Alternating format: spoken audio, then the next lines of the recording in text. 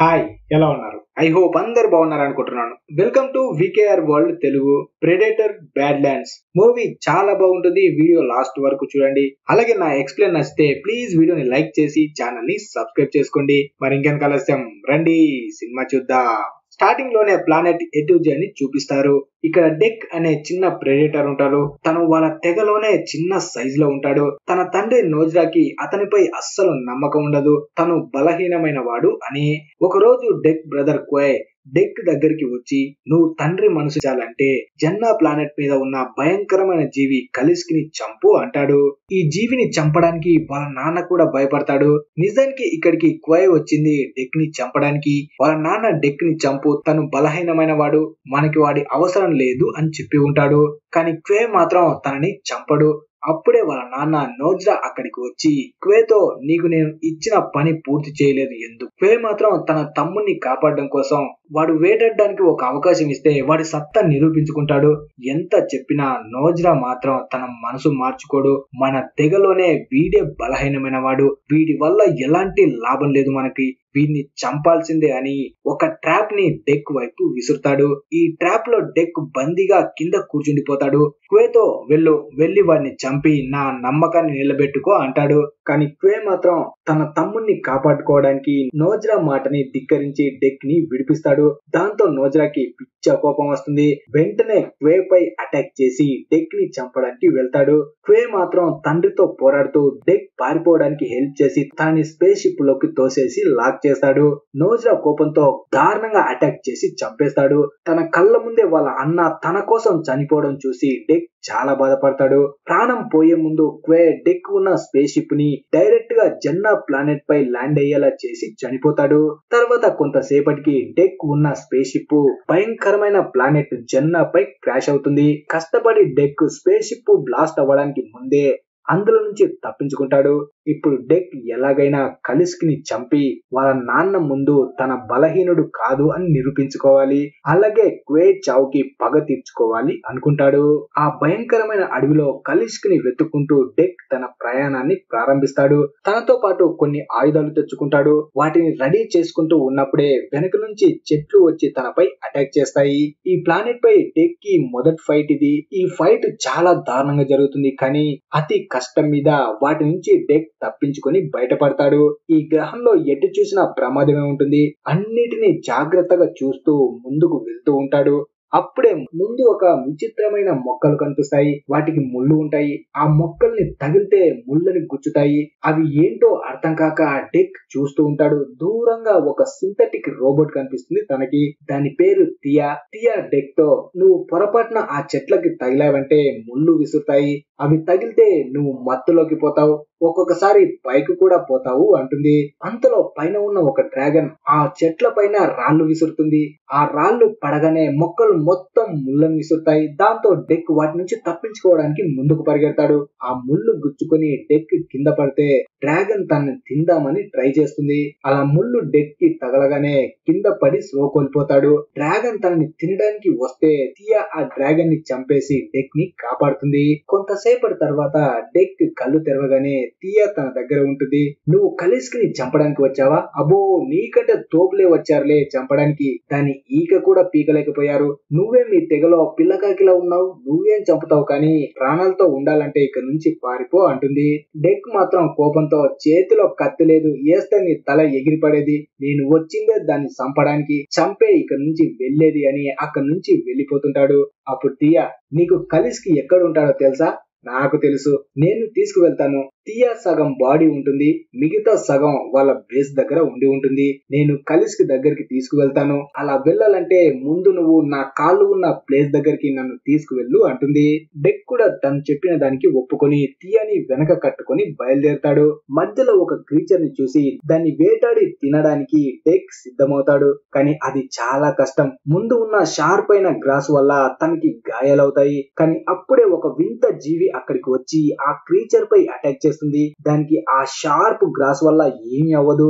కానీ డెక్ మాత్రం తనే ముందు చంపాలి అని ఆ వింత జీవితో పోటీ పడతాడు. అలా తన వెపన్ తో ఆ క్రీచర్ ని రెండుగా చీల్చి చంపేస్తాడు. ఇక్కడ ఉన్న బ్లూ క్రీచర్ డెక్ వీరత్వాన్ని చూసి షాక్ అవుతుంది. ఆ క్రీచర్ ని చూసి టియా బడ్ అనే పేరు పెడుతుంది. మనం కూడా అలాగే పిలుచుకుందాం. అప్పటి నుంచి ఆ బడ్ డెక్ వాళ్ళతోనే ఉంటుంది. రాత్రికి చంపిన క్రీచర్ ని తింటుంటే బడ్ డెక్ పై ఉమ్ముతుంది. అలా చేస్తే డెక్ ని వాళ్ళ తెగలో కలిపేసుకుందనమాట. డెక్ మాంసాన్ని తింటూ టియాకి ఇవ్వబోతాడు. కానీ తను రోబోట్ కాబట్టి తినలేదు. వెంటనే బడ్ కి ఇస్తాడు. అలా రాత్రికి అక్కడే పడుకుంటారు. మార్నింగ్ డెక్ లేచి టియాని తీసుకొని కలిస్క్ కోసం బయలుదేరతాడు. బడ్ ని అక్కడే వదిలేస్తారు. పానకంలో పుడకలాగా వాడేందుకు అని. బడ్ డెక్ మీద ఉమ్మింది మాత్రం గుర్తుపెట్టుకోండి. తర్వాత ముందు ముందు దీని గురించి చెప్తాను. ఇప్పుడు టియాతో పాటు తయారు చేసిన తన సిస్టర్ టెసా కూడా కనిపిస్తుంది మనకి. తను టియాని వెతుక్కుంటూ అదే గ్రహంలో కనిపిస్తుంది. అప్పుడే తనకి క్రాష్ అయిన డెక్ స్పేస్ షిప్ కనిపిస్తుంది. దాని లోపలికి వెళ్తే అక్కడ డెక్ తెగకి సంబంధించిన చాలా అడ్వాన్స్డ్ ఆయుధాలు కనిపిస్తాయి. క్రయో గ్రానైట్స్ కూడా ఉంటాయి. అవి తీసుకొని అక్కడి నుంచి వెళ్లిపోతుంది. డెక్ ఇంకా టియా కూడా నాశనమైన టియా వాళ్ళ బేస్ దగ్గరికి వస్తారు. ఇక్కడ కలిస్క్ ఈ బేస్ మొత్తాన్ని నాశనం చేసి ఉంటుంది. అక్కడే టియా మిగతా భాగం కూడా ఉంటుంది. అలా మిగతా భాగాన్ని తన బాడీకి అటాచ్ చేసుకుంటూ డెక్ తో అంటుంది, నేను నా సిస్టర్ కి సిగ్నల్ పంపాను. తను వచ్చే లోపు నువ్వు ఇక్కడ నుంచి వెళ్ళిపో. నువ్వు కలిస్క్ ని చంపలేవు అంటుంది. కానీ డెక్ మాత్రం నన్ను నువ్వు మోసం చేశావు. నీ అవసరానికి నన్ను వాడుకున్నావా? లేదు, నేను కలిస్క్ ని చంపే వెళ్తా. టియా మాత్రం నా మాట విను. దాన్ని నువ్వు చంపలేవు. ఇక్కడ నుంచి వెళ్ళిపో. ప్రాణాలతో అయినా ఉంటావు. అయినా డెక్ మాత్రం చెల్దోబై, నువ్వు దాని దగ్గరికి తీసుకువెళ్ళకపోతే ఏంటి? నేనే దాన్ని రప్పిస్తానని బయటికి వచ్చి బయట ఉన్న ఫ్యూల్ ట్యాంక్ ని బ్లాస్ట్ చేస్తాడు. అలా ట్యాంక్ పేలగానే కలిస్క్ అక్కడికి వస్తుంది. అది చాలా పెద్దగా, చూడ్డానికి భయంకరంగా ఉంటుంది. డెక్ దాంతో ఫైట్ చేయడం స్టార్ట్ చేస్తాడు. కత్తితో దాని తోకని నరుకుతాడు. కానీ ఆ తోక మళ్ళీ రీజనరేట్ అవుతుంది. అది చూసి మనోడు షాక్ అవుతాడు. ఈసారి ఏకంగా తలనే నరికేద్దామని చాలా ట్రై చేసి తల నరుకుతాడు. విచిత్రం ఏంటంటే తెగిన తల కూడా మళ్ళీ దాని బాడీకి అతుక్కుని కలిస్క్ మళ్ళీ బతికి డెక్ పై అటాక్ చేసి తనని చంపడానికి వెళ్లి స్మెల్ చూస్తుంది.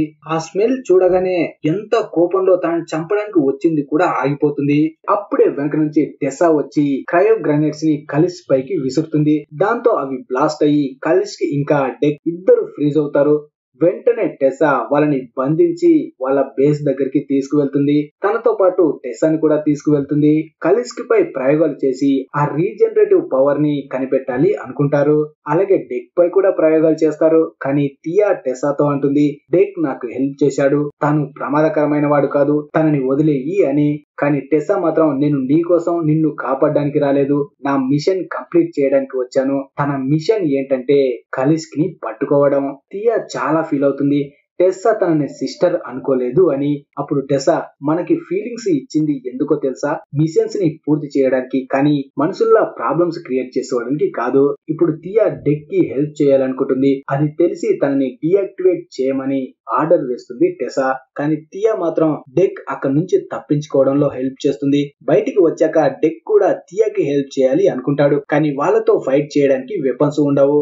ఇప్పుడు డెక్ తెలివిగా ఆలోచించి ఇప్పటి వరకు తను పోరాడిన తప్పించుకున్న అన్ని జీవులని తన ఆయుధాలుగా మార్చుకుంటాడు. అలాగే తనకి బడ్ కూడా కనిపిస్తుంది. కలిస్క్ ని ఎక్కడైతే తీసుకువెళ్లారో అక్కడ కూర్చొని బాధపడుతూ ఉంటుంది. బాధలో ఉన్న బడ్ ని చూశాక డెక్ కి అర్థమవుతుంది కలిస్క్ ఎవరో కాదు, బడ్ వాళ్ళ అమ్మ అని. ఇంతకు ముందు బడ్ డెక్ మీద ఉమ్మింది కదా. ఆ స్మెల్ చూసి కలిస్క్ డెక్ ని చంపడానికి వచ్చినప్పుడు ఆ స్మెల్ చూసి ఆగిపోతుంది. తన బిడ్డకి డెక్ హెల్ప్ చేశాడని. మిమ్మల్ని గుర్తు పెట్టుకోమని చెప్పాను కదా, ఇదే.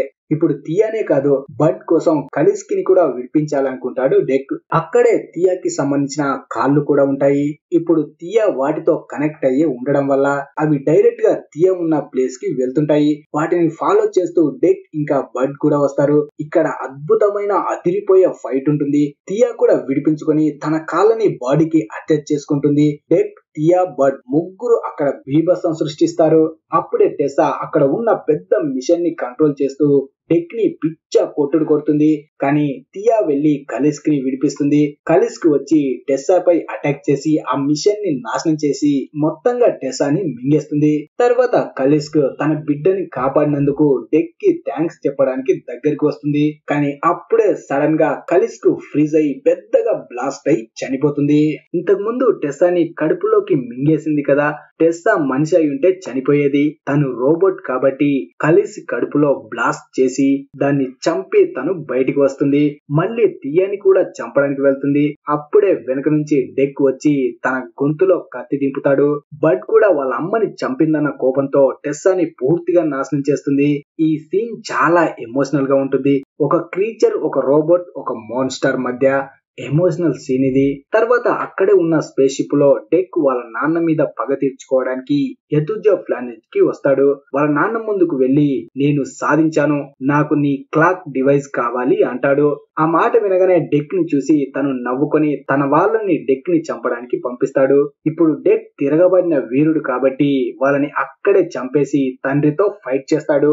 డెక్ అంత స్ట్రాంగ్ గా మారడం చూసి తన తండ్రి సంతోషిస్తాడు, తన కొడుకు పూర్తిగా సిద్ధమయ్యాడు అని. కానీ అప్పుడే బర్డ్ వచ్చి నోజ్రాని తినేస్తాడు. తన బ్రదర్ చావుకి పగ తీర్చుకున్నందుకు సంతోషిస్తాడు డెక్. కానీ ఆ సంతోషం ఎక్కువసేపు ఉండదు. వాళ్ళ తెగ మొత్తానికి తనే నాయకుడు అనుకునే లోపే ఒక పెద్ద స్పేస్ షిప్ వాళ్ళ ముందు వచ్చి ఆగుతుంది. తన చుట్టూ ఉన్న మొత్తం ప్రెడేటర్స్ కూడా లేచి నిలబడి జై కొడుతూ ఉంటారు. టియా అప్పుడే అడుగుతుంది ఎవరు వచ్చింది అని. దానికి డెక్ వచ్చింది మా అమ్మ అంటాడు. వాళ్ళ అమ్మ ఎంత పవర్ఫుల్ ఇప్పుడు ఏం చేయబోతుందో అనేది మనం తర్వాత మూవీలో చూడబోతున్నాం. అలా ఈ వీడియో ముగుస్తుంది. మరి ఈ వీడియో మీకు ఎలా అనిపించిందో కింద కామెంట్ చేయండి. ఫస్ట్ లో వచ్చిన ప్రెడేటర్ మూవీస్ ద బెస్ట్ గా ఉండేటివి. వాటిని మ్యాచ్ చేయలేకపోయినా ఈ మూవీ మాత్రం మిమ్మల్ని ఎంటర్టైన్మెంట్ చేస్తుంది. మరి నా ఎక్స్ప్లెయిన్ మీకు నచ్చితే ప్లీజ్ వీడియోని లైక్ చేసి ఛానల్ ని సబ్స్క్రైబ్ చేసుకోండి. Thanks for watching. Yeah.